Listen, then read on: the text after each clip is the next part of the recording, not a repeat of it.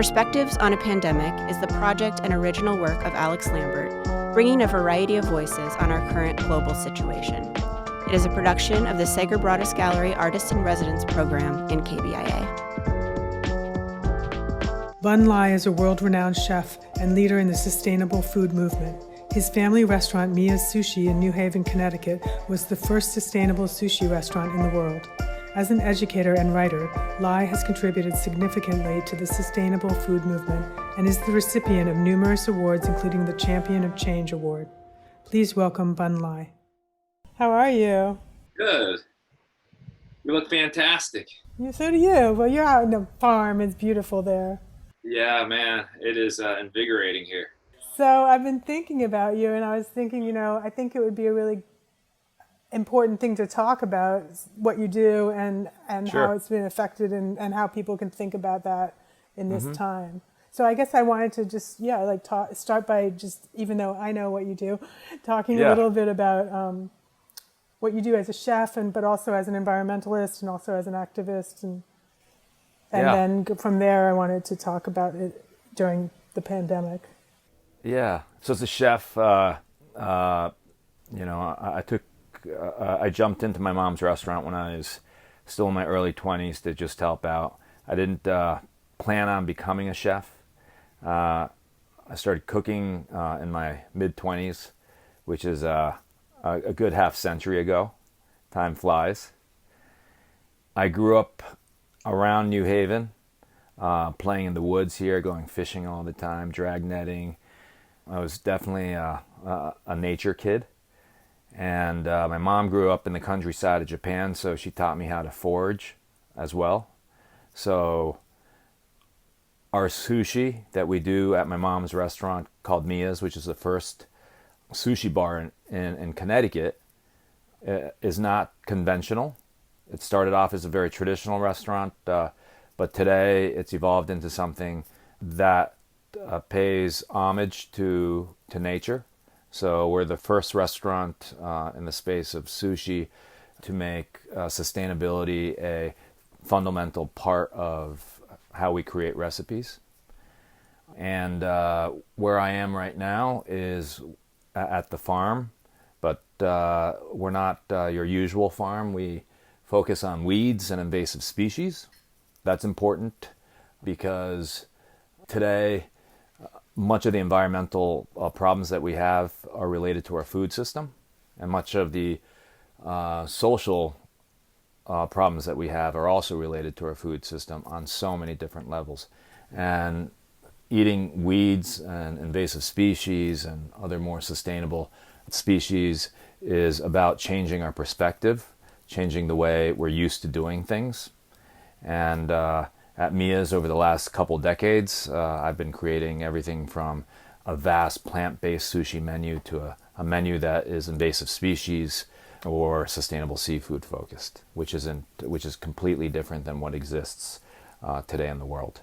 Can you talk about how it's different a little bit? So today, sushi is a seafood-based cuisine, and the bedrock of sushi is tuna.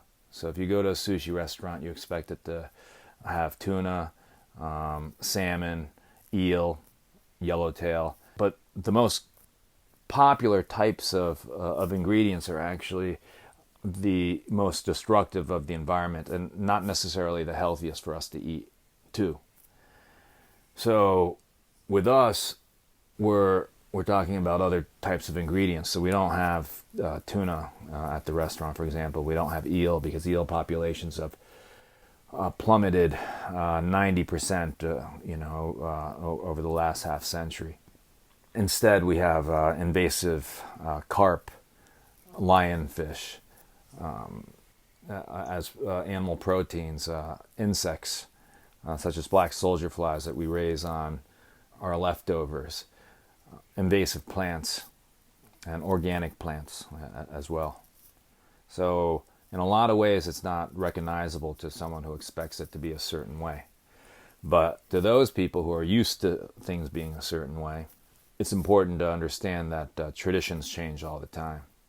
And the culture of food has been evolving all the time. And when you think about food through the lens of the history of sushi. Sushi was not a ocean-based cuisine. It was a cuisine that developed along rivers where rice first began in China. So it's unrecognizable to what it is today. Right. And when you talk about sushi today, it's an internationalist cuisine, meaning the seafood that you're eating is not coming from your backyard anymore like it used to. And that's just how we eat today as well. Right. And these are issues that are directly connected to the issues that we're facing today. So I'm interested. This is something you've been both studying and educating people on for decades, and Yeah. now we have this kind of, layers of global problems that we're all living through, and I'm interested in both how your work relates to and affects that, and also how the pandemic and current moment in time affects your work. Yeah, it's it's something that I've been thinking about, which is that interestingly, in the beginning of the year, way before this year began, we already decided to close Miya's, and then this pandemic hit, and then there's all these restaurants that are suffering and closing because they have to close, which made our closing much more special. So, because I chose to close was because I wanted more time in order to work on these ideas that have to do with environmental justice and social justice, because they go hand in hand.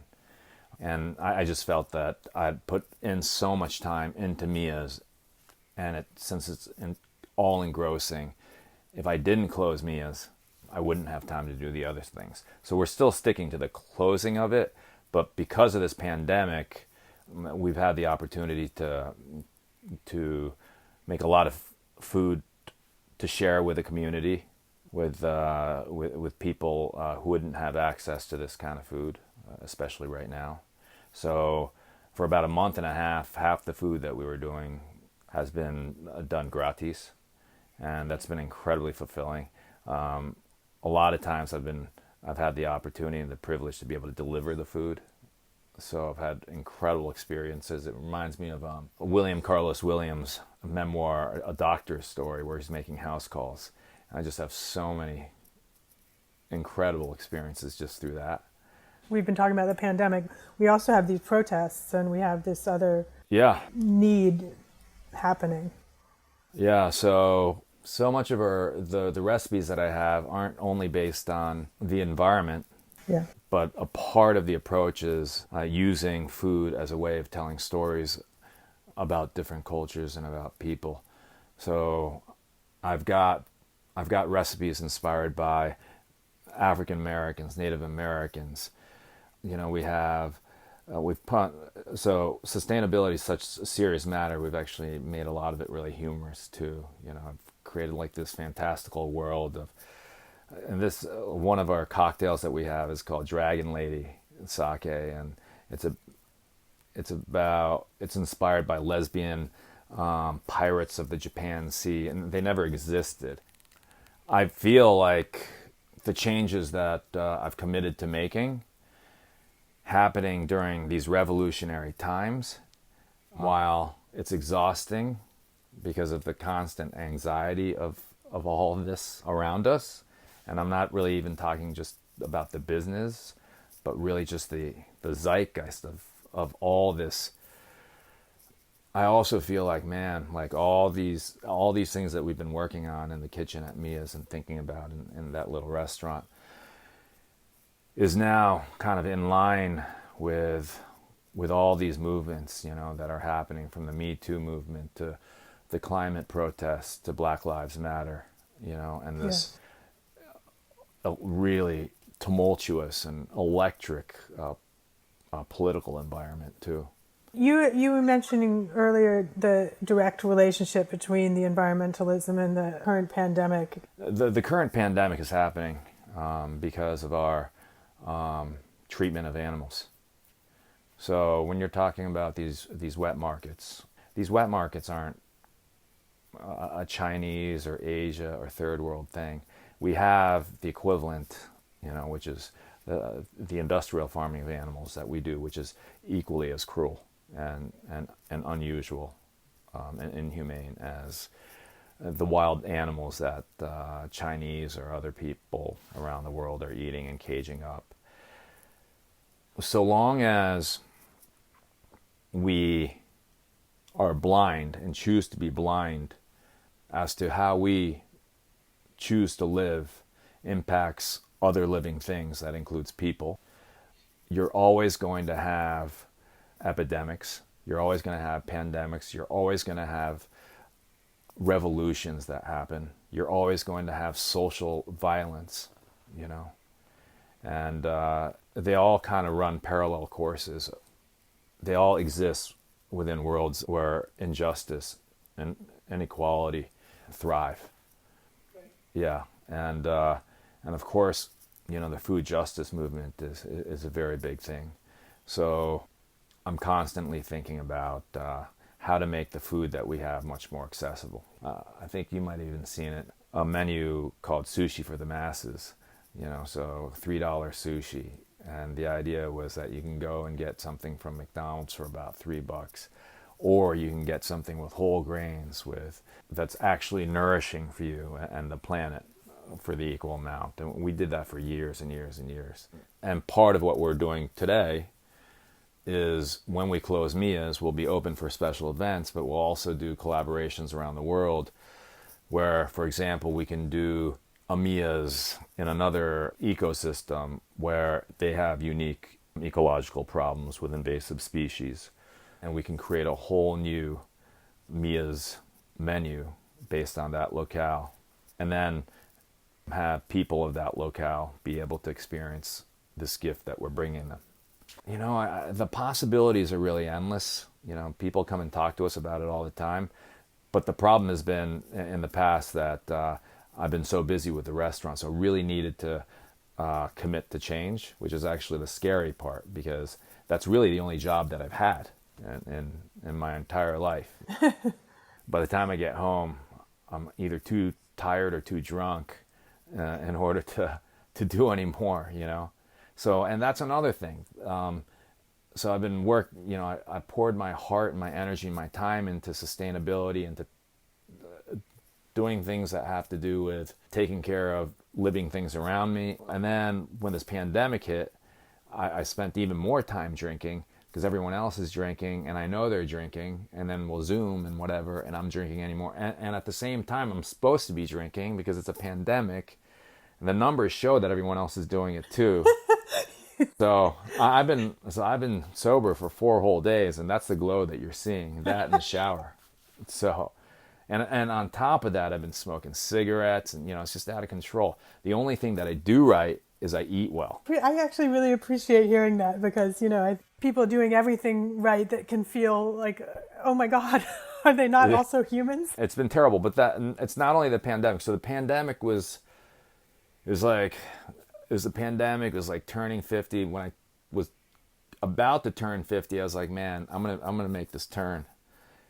And then I go sliding by 50, you know, with a big cigarette in my mouth, you know, a big co-opted American spirit, you know. So yeah, it's been terrible. So now I've sort of put a kibosh on it, and also closing the restaurant had something to do with that too, which is that I needed to be able to focus on myself.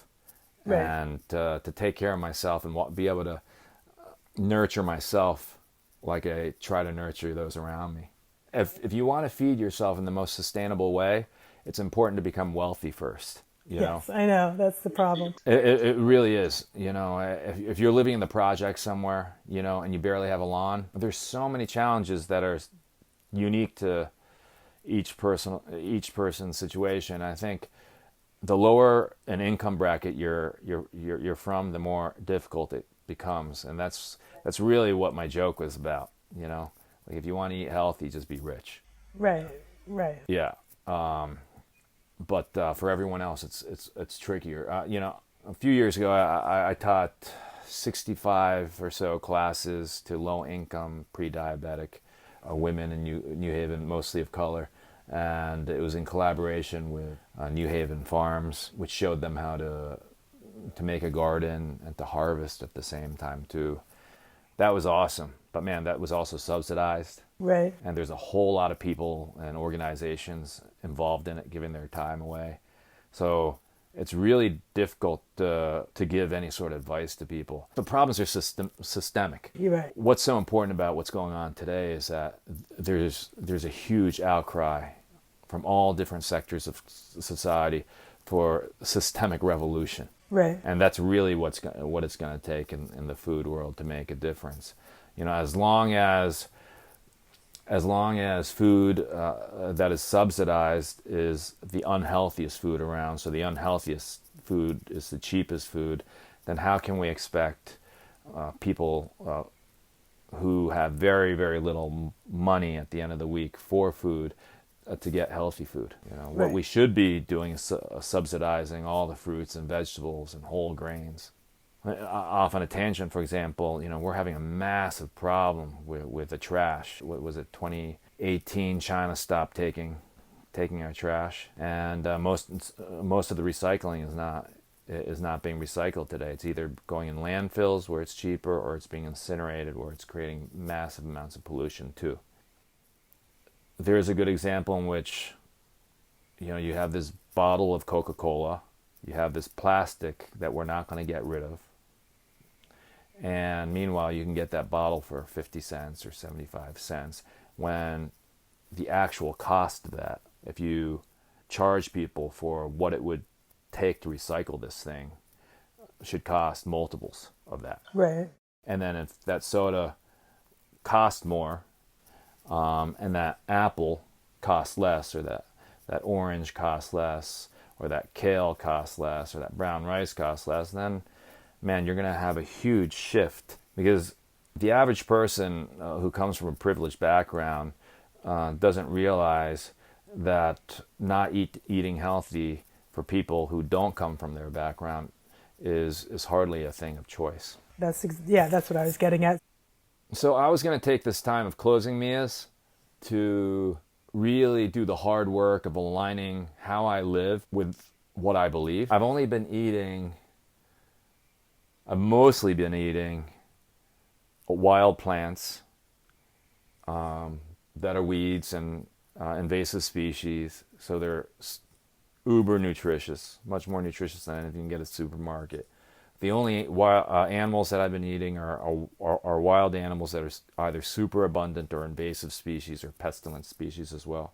You've seen our menu, which is a gazillion pages long. Yeah, the menu is amazing. Yeah, so it's a recipe, you know, it's a story, and each story is about a subject matter that I care about, you know, so, and they're all recipes and stories from the last 2 decades, but I really need to dig deeper into it because my knowledge is deeper, and not only that, parts of my knowledge has kind of been stilted at the same time. I really need to learn more before I put it out into the world, into the form of a book. What I'm going to be doing is I'm going to do more video content. Maybe I'll do television in order to widen the base. So create something really, really entertaining so that we can get these ideas out here, you know, expose people to these ideas, but do it in a fun way. Yeah. I think that's really important. I think it's amazing, the work that you do. Thank you. It's pretty overwhelming for a lot of people. And I think it's also important just to hear that everybody is, you know, relearning their day-to-day existence. Yeah, I think anyone with any sort of awareness is going to be struggling during these times. Right. There's no way that you're not going to be struggling. I don't care if you're a billionaire or if you got $2 in your pocket, you're going to be struggling. You know, yeah. Your conscience is going to be struggling. The struggle also comes from the pain that we feel because there's so much destruction going on. But yes. Destruction is necessary for rebirth. And it's not being reborn into something that was. It's something that's brand new that we don't even know. And we're uncomfortable with not knowing what's ahead and what we're going to become. So these are tremendously painful times for most people, other than Trump. This is a bunch of different movements happening at the same time, also fueled by this pandemic that also split open and made visible all sorts of problems. And then when you start talking about political stuff, then it becomes tricky. But I think we can navigate that too through human connection, not through division, not through hate. Right. I'm hoping that as far as the hate and violence, it can soften. And for all of us who do feel hate and violence, we can have more of a Malcolm X kind of transformation, and go from division to connection. I think that's a good thought to close on. All right. Thank you. Thanks for having me on your podcast. And it's so great to see your beautiful face. It's so great to see your face. So I'm gonna bug you when we're not being recorded soon. Thank you, Alex. Bye, Bun. Bye.